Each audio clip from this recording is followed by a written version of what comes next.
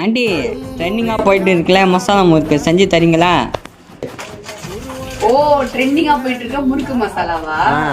Okay பண்ணிடலாம். இது என்ன? கொல்லிக்கச்சி. இதுவும் பண்ணணுமா? சரி வாங்க ஃப்ரெண்ட்ஸ், ரெண்டும் சேர்த்து நம்ம இன்னைக்கு ட்ரை பண்ணிடலாம் வாங்க.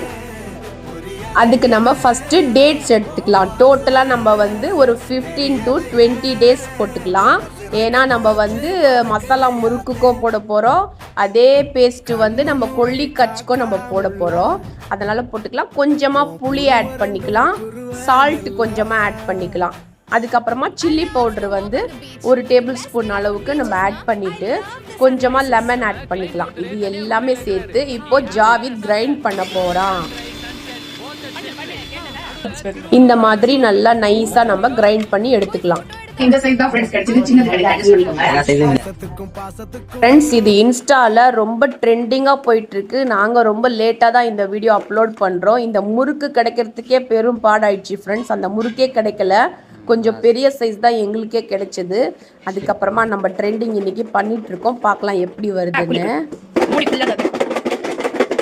இப்போ நல்லா ஷேக் பண்ணியாச்சு. இப்போ பிளேட்ல நம்ம கொட்டிடலாம். இவன் ஷேக் பண்றேன்னு எல்லா முறுக்கையும் பாதி உடைச்சிட்டான் ஃப்ரெண்ட்ஸ். இப்போ பாருங்க நம்மளுடைய மசாலா முறுக்கு வந்து ரெடி ஆயிடுச்சு. இப்போ அடுத்து நம்மளுடைய கொல்லிக்கச்சி பண்ணிடலாமா? வாங்க பண்ணலாம். ஏ பாக்ஸ்ல நம்ம இப்போ குச்சி சிப்ஸ் போட்டுக்கலாம்.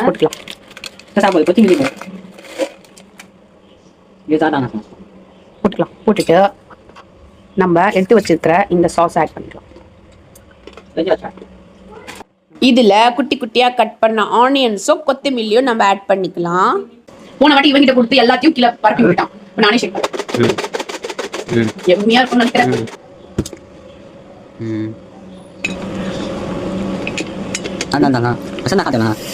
பாருங்க ஃப்ரெண்ட்ஸ் எப்படி இருக்குன்னு. Wow Emmy.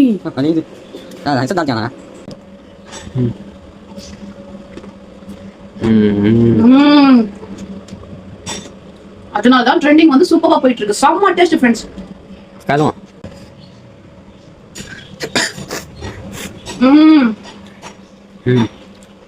எம்மி.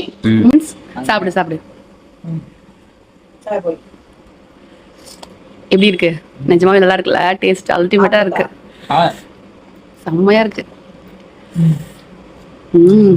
அப்ப இது மசாலா முறுக்கு சாப்பிடு. சாப்பிடுற அப்புறமா தண்ணி குடிப்பேன். அவ்வளோ காரம் ஒன்றும் இல்லை. சாப்பிடு. சூப்பர்.